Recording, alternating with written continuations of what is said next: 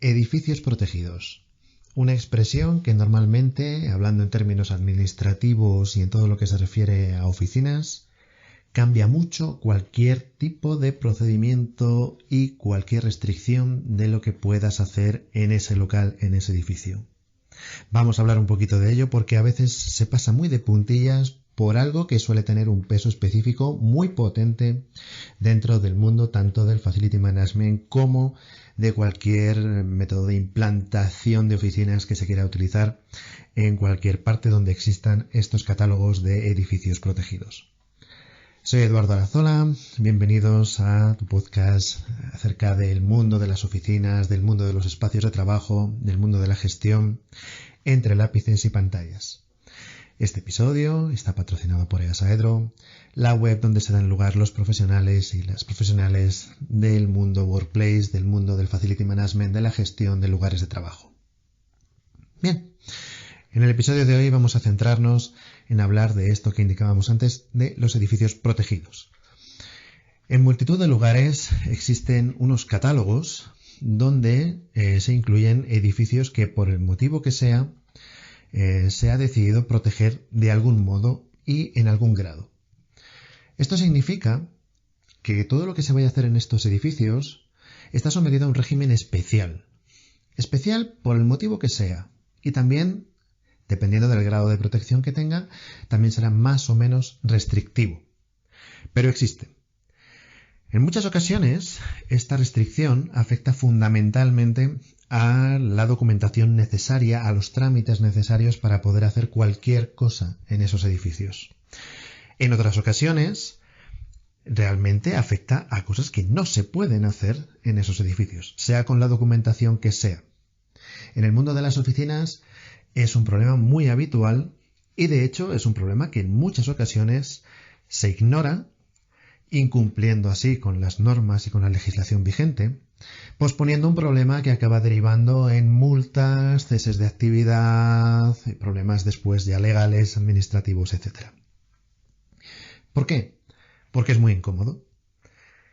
Y en el mundo de las oficinas, lamentablemente, pues esa incomodidad muchas veces se acaba traduciendo en que, pues mucha gente lo ignora, se calla, hace como que no existe, incluso, hay quienes se lo ocultan a sus clientes ante el miedo de que los clientes pues vayan a decir que esto es muy complicado, que tarda mucho y se vayan a buscar a alguien de la competencia, pues que a lo mejor no cumple con la legalidad, pero que sea más ágil. Son realidades de mercado que no deberían existir y contra las que desde luego estamos al 100%, eso no debería existir, estamos en un mundo en el que hay que cumplir la ley y para eso están, ¿no? Además, la catalogación de edificios responde, por lo menos en concepto, a una protección de patrimonio, a una protección artística, a una protección de aquello que se estima que tiene un valor y que no debería perderse. Por eso se protegen. Piensa un ejemplo que te venga a la mente, cualquiera, imagínate un edificio que tenga un grabado en una pared o que tenga alguna escultura o que tenga unas pinturas o un artesonado que tenga un cierto valor histórico o artístico o lo que sea. Y piensa que que aparece cualquier empresa, se alquila ese local, monta allí su oficina y decide que ese artesonado no le interesa, o que le estorba, o que se limpia mal, y cogiera y lo demoliera. Eso no puede ocurrir. Para que eso no ocurra, el edificio se cataloga y se incluyen dentro de esa descripción qué elementos son los que están protegidos, cuáles no se pueden tocar, cuáles no se pueden demoler, cuáles se pueden modificar hasta cierto grado, etc. En concepto es una cosa que tiene mucho sentido. Tanto es así que, incluso en Madrid hemos visto no hace muchos años cómo se demolía un edificio arquitectónicamente emblemático para volver a construir otro edificio de oficinas en su lugar, que más allá de que el edificio de nueva construcción tenga más o menos valor, o esté mejor o peor hecho, realmente el punto de partida ha sido demoler algo que se consideraba una joya arquitectónica y que pues ya ha desaparecido para siempre.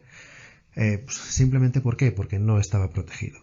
Lamentablemente, todo aquello que no se protege pues parece estar sujeto o ser susceptible de ser demolido o de ser eliminado, y no hay una valoración individual acerca de, oye, pues este edificio tiene un valor histórico o lo que sea, y que se vaya a proteger porque sí.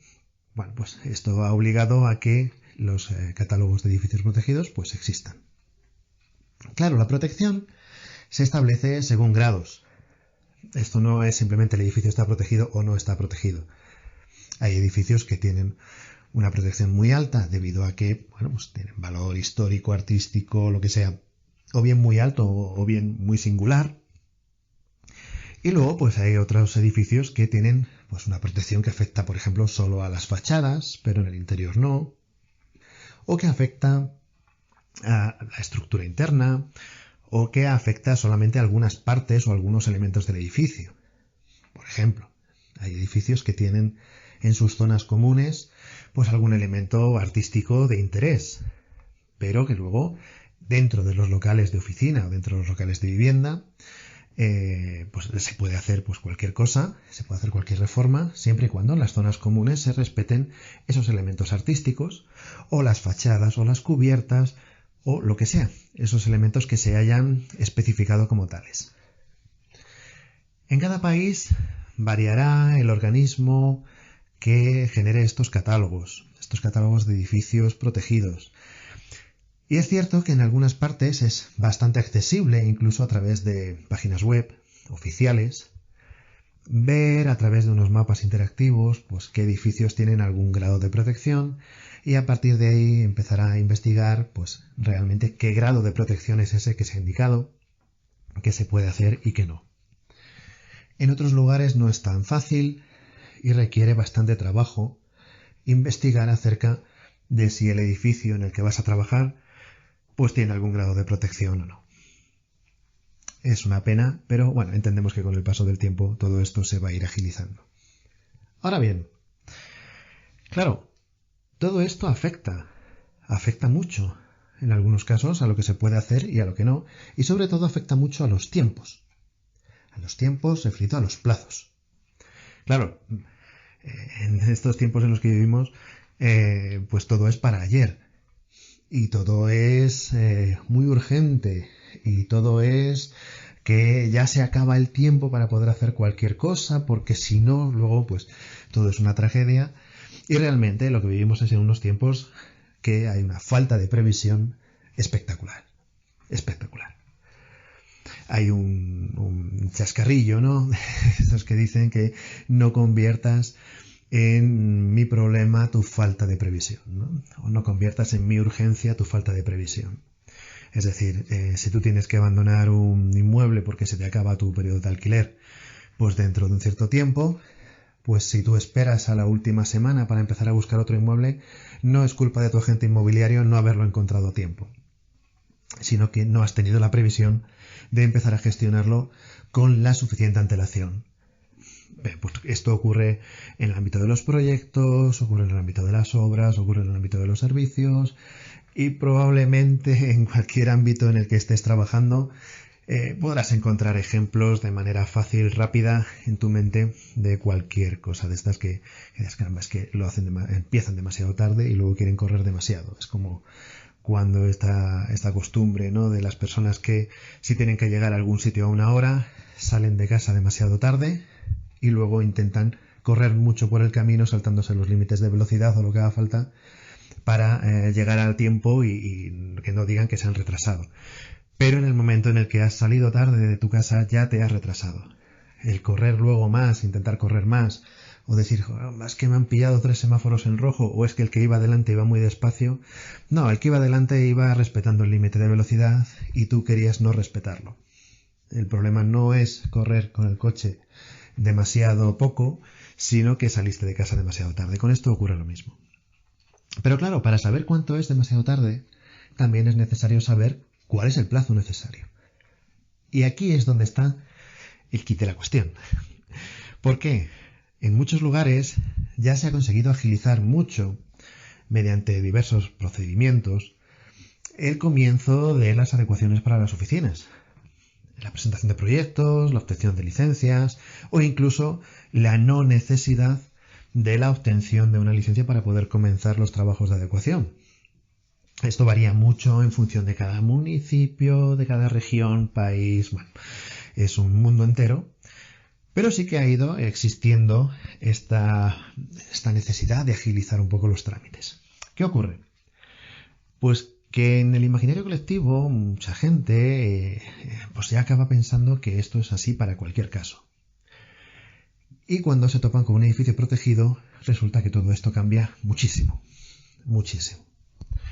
Entonces, en algunos lugares te permiten empezar unas obras de adecuación para una oficina con muy poquita documentación, a través de unos procedimientos muy abreviados, que incluso en algunos casos no necesitan esperar respuesta de los estamentos oficiales, sino que se pueden empezar directamente los trabajos. Depende mucho de cada sitio, como digo, y de cada circunstancia. ¿Qué ocurre?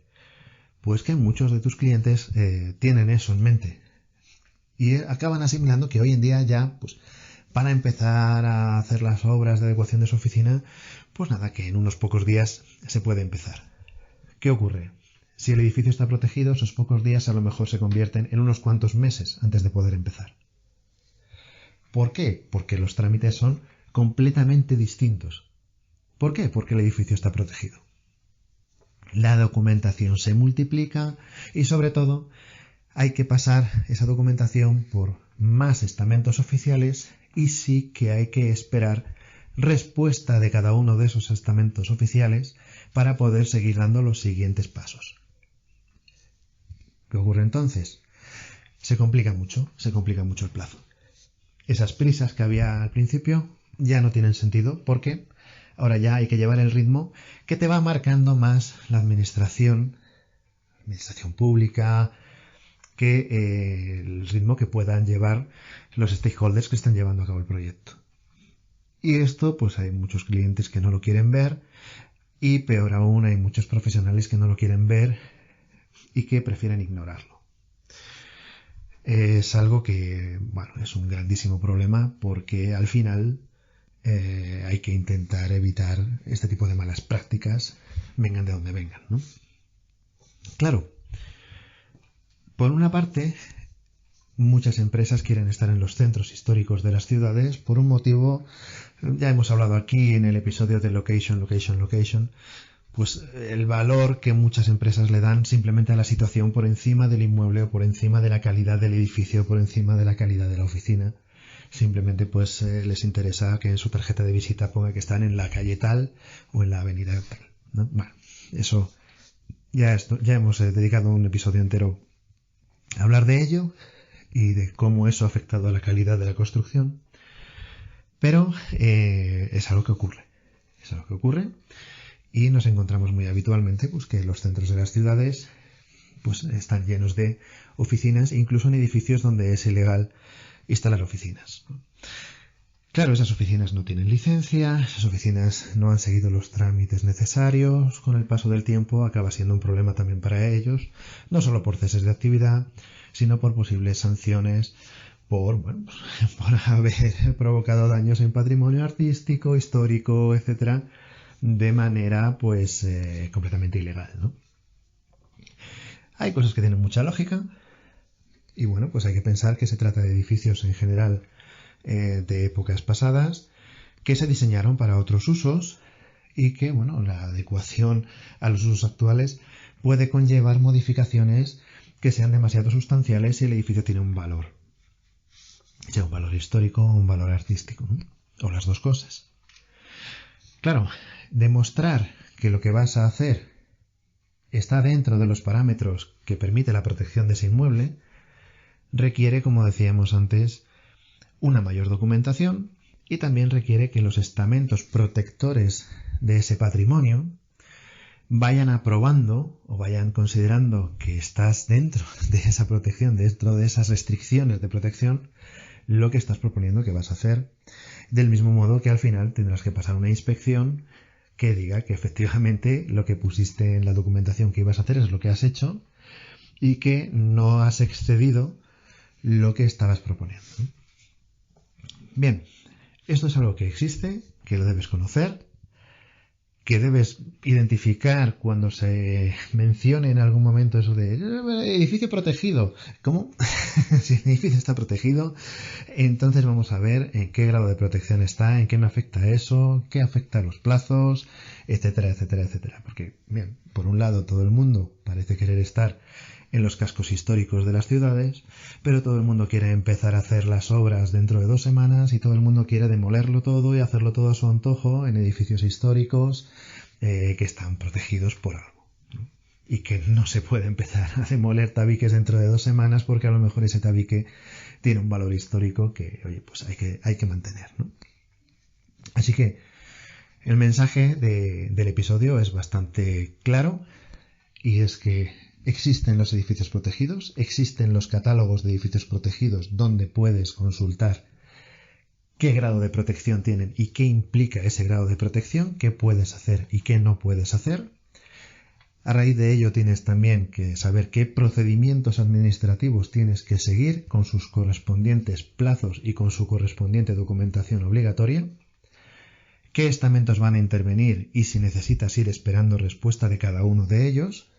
Por lo tanto, debes tener lo más claro posible que si vas a trabajar en un edificio protegido, lo más probable, casi seguro, es que esas prisas que pudieras tener inicialmente ya no tengan sentido. Y desde luego, si el edificio está protegido, por mucho que te moleste, por mucho que moleste a tu cliente, que hay restricciones, hay que cumplirlas. Hay que cumplirlas. Vamos a dejarnos de intentar bordearlo porque realmente hoy esas restricciones existen y hay que cumplir con la ley. ¿De acuerdo? Bien, si tienes algún comentario al respecto, pues ya sabes, alguna experiencia que hayas tenido o algo que quieras aportar, pues ya sabes que puedes dejarlo en los comentarios y nos vemos, nos escuchamos, nos oímos, nos saludamos en el episodio siguiente de Entre Lápices y Pantallas. Un saludo.